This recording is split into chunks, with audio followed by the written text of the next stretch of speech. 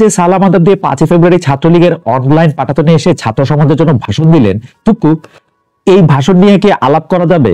ইতিমধ্যে বৈষম্য বিরোধী ছাত্র আন্দোলনের পক্ষ থেকে বলা হয়েছে এই ভাষণ প্রচার করা যাবে না, এই ভাষণ নিয়ে কথা বলা যাবে না, যে এই ভাষণ প্রচার করবেন তাকে দালাল হিসেবে চিহ্নিত করা হবে, মানে এই ভাষণ প্রচার করলে জাতীয় দালাল ঘোষণা করা হবে, এরকম বলা হয়েছে। শেখ হাসিনা বার্তা প্রচার করলে বলা হয়েছে চরম মূল্য দিতে হবে। তো নাহিদ ভাই, হাসান ভাই, সাজ্জিদ ভাই, এই ভাষণ নিয়ে কিছু কথা বলা যাবে তো, তাই না? কিছু আলোচনা সমালোচনা তো করা যাবে। দোস্তাকে মাফ করবেন, কিছু আলোচনা সমালোচনা করি। যদিও দেশের মিডিয়া হাসিনার ভাষণ প্রচার করেনি, কিন্তু সোশ্যাল মিডিয়ার অবাধ সুযোগে অনেক মানুষ শুনেছে সেই ভাষণ। তাদের কেউ কেউ আবার ফেসবুকে নিয়ে লেখালেখিও করেছেন। ভাষণ নিয়ে হতাশ অনেকের কথা, সেই বিটিভি স্টাইলের ভাষণ, সেই উন্নয়নের কচকচানি, 15 বছরে হ্যান করেঙ্গা ত্যান করেঙ্গা ইত্যাদি ইত্যাদি। অবাক করা ব্যাপার হলো, আমাদের হাসিনা আপা 2041 সালের স্বপ্নে এখনো বিভোর। সেই সময় তার বয়সটা হবে 94 বছর। রানী এলিজাবেথ যুক্তরাজ্যে রাজত্ব করেছে 70 বছরের বেশি সময়। 70 না হলেও 90 পার করা বয়সও 60 বছরের বেশি সময় ধরে আওয়ামী লীগ প্রধান থাকতে চান শেখ হাসিনা। সেই বয়সে গণভবনের একই প্রতাপ নিয়ে বঙ্গভবনের গদিতে বসতে চান, বঙ্গভবনের গদিতে বসতে চান একই প্রতাপ নেই। মানে আপাতত মোদির করুণায় গদি মিডিয়া এবং প্রবাসী কিছু এতিমের গুজবে শুধু সেই আশার বাণীই পাবেন শেখ হাসিনা। আর চাতক পাখির মতো তাকিয়ে থাকতে হবে বিএনপির দিকে, তারেক রহমানের দিকে, খালেদা জিয়ার দিকে। এই প্রথম তাই জিয়া, বিএনপি, তারেক, খালেদা এদের নিয়ে কোনো কুৎসা ছিল না হাসিনার ভাষণে। তবে অন্তর্বর্তী সরকারের প্রধান ডক্টর মোহাম্মদ ইউনূসকে দুই কথা শুনিয়ে দিয়েছেন ঠিকই। যে ছাত্ররা আপন রক্ত ঢেলে ডক্টর ইউনূসকে ক্ষমতায় বসিয়েছে তাদের নিয়ে গরম কিছু বলেননি পতিত প্রধানমন্ত্রী শেখ হাসিনা। আবার জুলাই আগস্ট হত্যাকাণ্ডের জন্য চাননি ক্ষমাও, একটিবারের জন্য অনুতপ্ত মনে হয়নি তাকে। আন্দোলন থামাতে যে দমন পীড়নের আশ্রয় নিয়েছিলেন তা স্বীকার করেননি, উল্টো আন্দোলনকারীদেরই সবকিছুর জন্য দায়ী করেছেন। বলেছেন ষড়যন্ত্র তত্ত্বের কথা।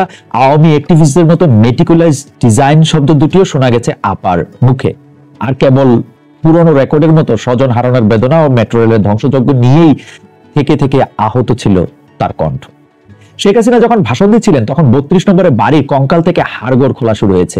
এ নিয়ে তিনি খুব বেশি কথা খরচ করেনি, শুধু বলেছেন দেশের স্বাধীনতা কয়েকজন বুলডোজার দিয়ে ভেঙে ফেলবে এই শক্তি তাদের হয়নি। তারা একটি দালান ভেঙে ফেলতে পারবে, কিন্তু ইতিহাস মুছে ফেলতে পারবে না। আমরাও মনে রাখবো অনেক ইতিহাস, গত 15 বছরের। মনে রাখবো 3টি কথিত নির্বাচনের কথা, যেখানে ভোট ছাড়াই 154 জনের বিজয় আপনি চলে গিয়েছিলেন সরকারে, যেখানে খুশিতে ঠেলায় ভোট দেওয়ার অভিনয় হয়েছে, যেখানে ভোটের বাক্স ভরে গেছে আগের রাতেই, যেখানে ভোট হয়েছে আমিতে আর ডামিতে। এদিকে ফেব্রুয়ারি সামনে রেখে পালিয়ে থাকা আওয়ামী লীগ যখন হরতাল, অবরোধ, লিফলেট বিতরণের মতো কর্মসূচি ঘোষণা করে জানুয়ারির শেষ দিকে, তখন থেকে বিক্ষুব্ধ ছিলেন জুলাই আন্দোলনের নেতারা। এর মধ্যে শেখ হাসিনা ছাত্রলীগের আয়োজনে ভার্চুয়াল ভাষণ দেবেন 5 ফেব্রুয়ারি, এটা জানার পর থেকে তাদের ক্ষোভ আরো বেড়ে যায়। জ্বলন্ত এই আগুনে ঘৃতাহুতি দেন সোশ্যাল মিডিয়ায় প্রভাবশালী এমন একাধিক অ্যাক্টিভিস্ট। ডাক দেন বুলডোজার অভিযানের। এই বুলডোজার রাজনীতি কি? হাসিনা এখন যেখানে আছেন সেই দিল্লি থেকেই আমদানি করা কি এই বুলডোজার রাজনীতি? কারণ ভারতের সংখ্যালঘুদের বাড়িঘর ভাঙতে, ধর্মীয় স্থাপনা গুড়িয়ে দিতে এর বহুল ব্যবহার দেখা যায় নরেন্দ্র মোদীর জামানায়। সেই বুলডোজার দিয়ে বুধবার মধ্যরাতে ধানমন্ডি 32 নম্বরে বাড়ির অবশেষ ধ্বংস করা শুরু হয়। জুলাই আন্দোলনের কোন সমন্বয়কের কাছে তাই এ ছিল উৎসবের রাত, কারো কাছে এ ছিল ফেসিবাদ নিশ্চিহ্ন করার মিশন। সোশ্যাল মিডিয়ায় অনেক ব্লগার তো বটেই, মূলধারা প্রায় সব গণমাধ্যম সরাসরি দেখিয়েছে 32 নম্বরে বাড়ির ধ্বংসযজ্ঞ। বিবিসি বাংলার শিরোনামটা এখানে একটু বলতেই হয়, যেখানে তারা লিখেছে ভাঙার ঘোষণা দিয়ে ধানমন্ডি 32 নম্বরে হামলা। ঘোষণা দিয়ে ধ্বংসযজ্ঞ চালানো একটি দেশে সরকার থাকলে, প্রশাসন থাকলে কিভাবে সম্ভব হতে পারে? কেউ অপরাধ করলে তার বিচারের উদ্যোগ নিতে হবে। একটি বাড়ি কি অপরাধ করতে পারে? আমরা যদি ধরেও নেই 5ই আগস্টে হামলা ছিল তাৎক্ষণিক প্রতিক্রিয়া, কিন্তু 5 ফেব্রুয়ারি ঘোষণা দিয়ে যে হামলা, তা কেন ঠেকালো না সরকার? 32 নম্বরে বাড়ি ভাঙার ঘটনা তুলে ধরতে বেশিরভাগ গণমাধ্যমের আচরণ থেকে। তবু একজন সাংবাদিক ঢাকা মহানগর পুলিশ প্রধানকে প্রশ্ন করেছিলেন বুধবার রাতে ঢাকার ধানমন্ডির 32 নম্বর সড়কে বঙ্গবন্ধু শেখ মুজিবুর রহমানের বাড়িতে ভাঙচুর ঠেকাতে পুলিশের উদ্যোগ কি ছিল? এর জবাবে ডিএমপি কমিশনার শেখ মোহাম্মদ সাজ্জাদ আলী বললেন, আমরা পরিস্থিতি নিয়ন্ত্রণের চেষ্টা করেছি, গভীর রাত পর্যন্ত আমি নিজে সেখানে ছিলাম। ও সেই ঘটনায় পুলিশ কি করবে? কি করবে আসলে পুলিশ?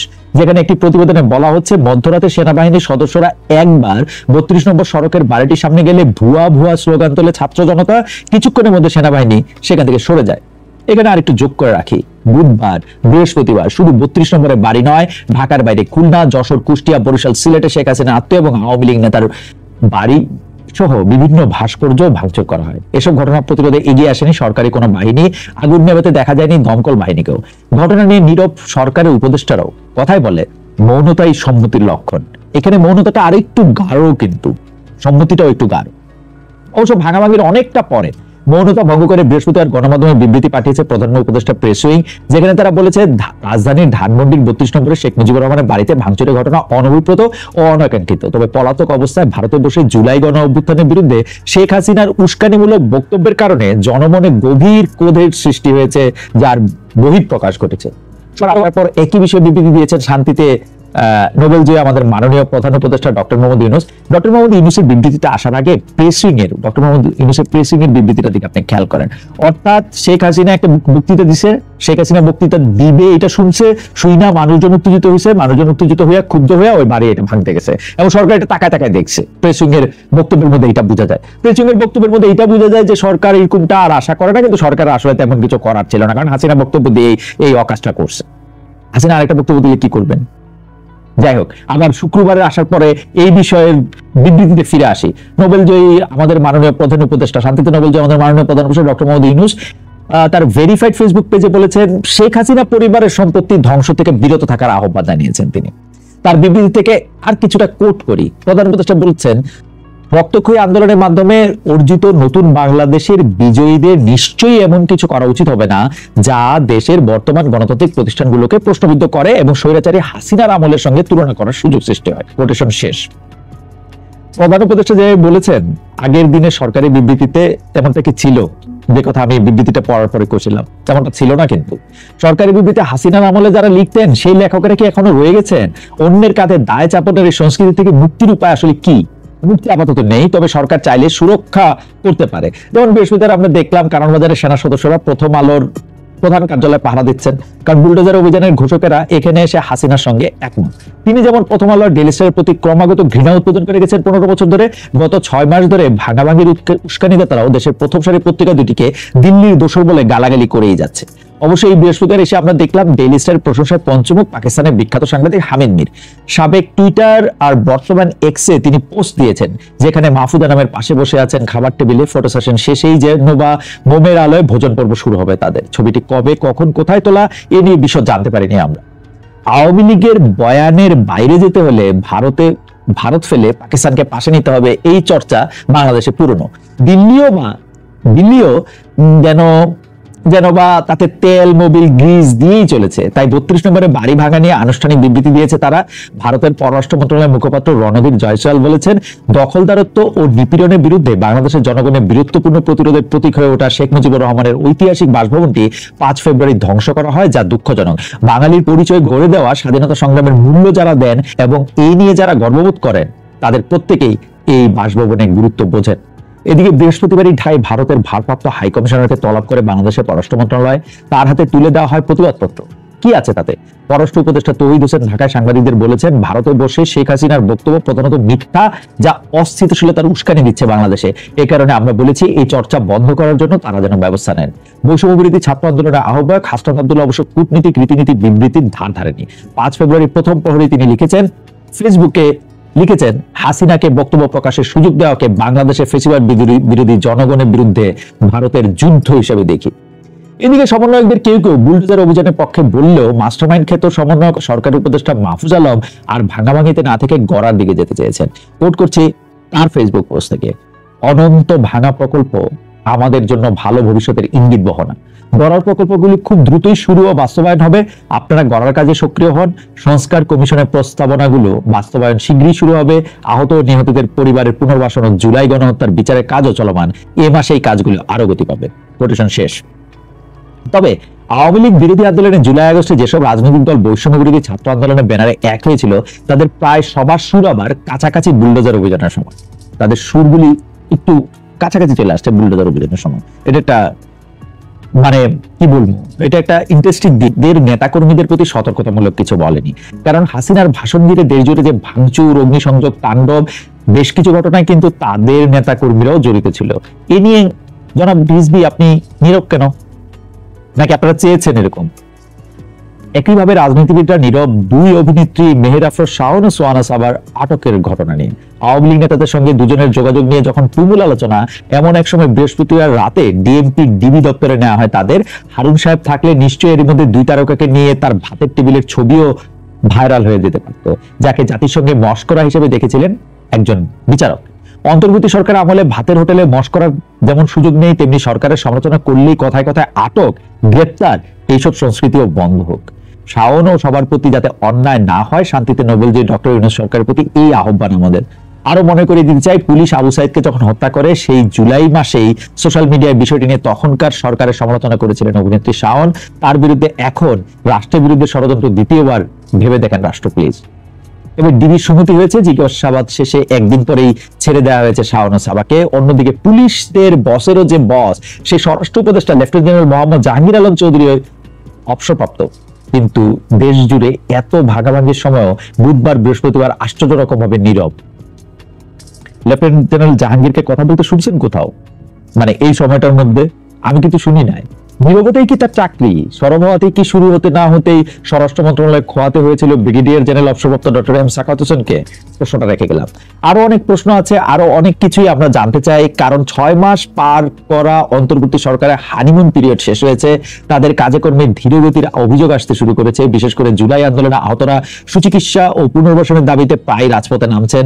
সরকারের যথাযথ সহায়তা না পেয়ে সোচ্চার শহীদ পরিবারগুলো গেল বৃহস্পতিবারে আবাগমোড়ে অবস্থান নিয়ে তারা যেসব দাবি জানায়, তার মধ্যে আছে প্রতিটি হত্যার বিচারের লক্ষ্যে আসামিদের দ্রুত গ্রেপ্তার 10 দিনের মধ্যে নিশ্চিত করতে হবে, শহীদ ও আহত ভাইদের রাষ্ট্রীয় স্বীকৃতি দিতে হবে, শহীদ পরিবারের দ্রুত পুনর্বাসনের ব্যবস্থা করতে হবে, শহীদ পরিবারের সঙ্গে আলোচনা করে ন্যায্য সম্মানী দিতে হবে, শহীদ পরিবারের মাসিক সম্মানের দ্রুত ব্যবস্থা করতে হবে।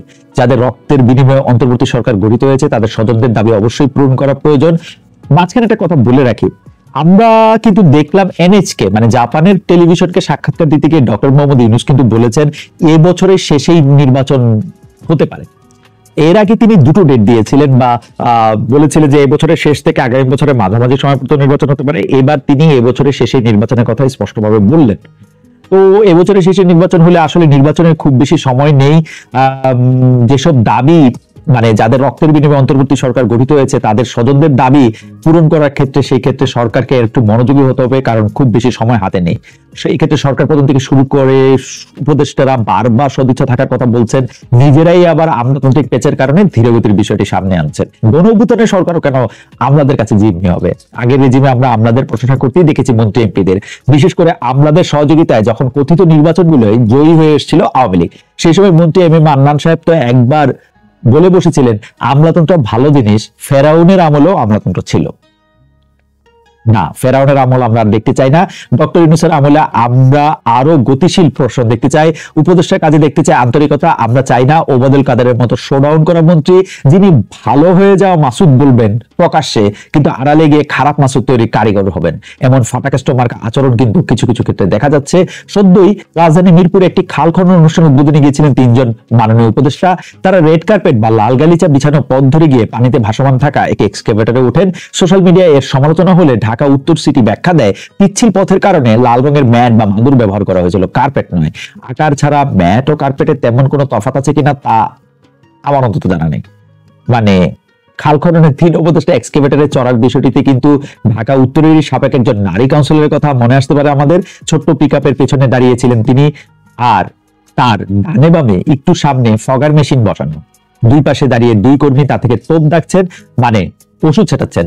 মশা মারতে কামান লাগানো একথা মনে করিয়ে দেওয়া দৃশ্যটি তখন ভাইরাল হয়েছিল। এমনকি ঢাকা উত্তরের সাবেক মেয়র আতিকুল ইসলামের কথায় কথায় ম্যানহোলে ঢুকে পড়ার মতো দৃশ্য আর দেখতে চায় না নাগরিকেরা। তারা চায় সেবা নিশ্চিতে পদক্ষেপ নেবেন কর্তারা, লোক ভুলানো কিছু গ্রহণীয় হবে না নতুন বাংলাদেশে। তবে ঢাকা উত্তর সিটির পর্ষদ নিয়োগের আগের মন্ত্রীদের মতোই প্রভাব খাটানোর রীতি বহাল দেখা যাচ্ছে। এই বিষয়ে স্থানীয় সরকার মন্ত্রণালয়ের উপদেশে একটা চিঠি সম্প্রতি নেট দুনিয়ায় দেখা যাচ্ছে, যেখানে তিনি প্রশাসক হিসেবে একজন নাম প্রস্তাব করেছেন। এক্ষেত্রে উপদেষ্টা অবশ্য নিয়ম ভঙ্গ করেননি, কেবল প্রচলিত পদ্ধতির চর্চা করেছেন। কিন্তু আমলা নয়, তার প্রস্তাবে আছে একজন এনজিও ধারা তথা উন্নয়ন ব্যক্তিত্বের নাম। প্রশাসন ক্যাডারের কোনো কর্তার বদলে প্রশাসক হিসেবে বাইরের কারো নিয়োগ প্রস্তাব ভালো চোখে দেখছেন না আমলারা। একই উপদেষ্টার সময় নজিরবিহীনভাবে জ্যেষ্ঠতা ডিঙিয়ে স্থানীয় সরকার প্রকৌশল অধিদপ্তর এলজিইডিতে প্রধান প্রকৌশলী নিয়োগ হয়েছে।